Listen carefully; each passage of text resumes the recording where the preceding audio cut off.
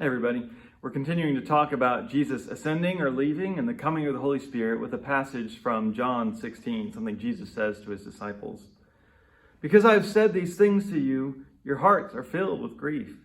I assure you that it's better for you that I go away. If I don't go away, the Comforter won't come to you. But if I go, I will send them to you. So the scene here is Jesus at the Last Supper with his disciples, and he's making it very clear to them that he's about to die, he's about to leave, and obviously they're pretty confused about that, and they're grieving that. They don't know what it means for him to leave, but it's a loss that they're feeling and anticipating.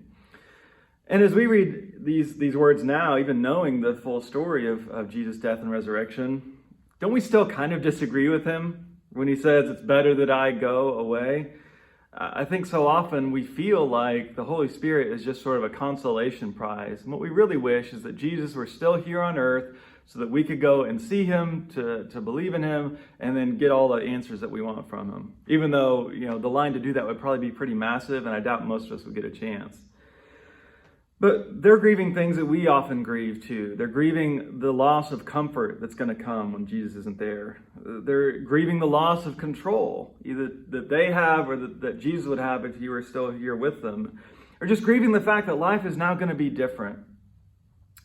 That's what we want too. We want Jesus to be here, to be in control, and for Jesus to give us all the answers.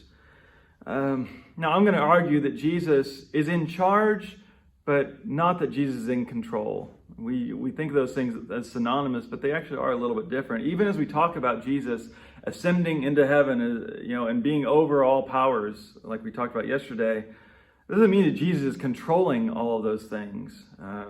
It's a little more complicated than that. And at the same time, Jesus' role, even when he was on earth, was not just to give answers, but to, as he says here, send the Spirit who will guide us in truth. It's a more difficult and messy process than what we sometimes want. I mean, how often have you grown from being comfortable? And if you have all the answers already, why bother trying to learn anything? This Spirit that Jesus promises here sometimes pushes us into the wilderness, where we know that we're out of control, where we know that we don't have all the answers. And yet this same Spirit can be called a comforter through this process. It's a process of growing up. Nobody wants to, but it's something we all have to learn to do. And God is not a helicopter parent, just over us all the time, making sure nothing bad ever happens and that everything is always easy and comfortable for us. We don't grow like that, and God knows that. And yet, as we try and work through these things, we're not left alone. We have a Spirit who's called our comforter, our advocate, who never leaves us through this difficult process. We just have to learn to listen for that Spirit's voice.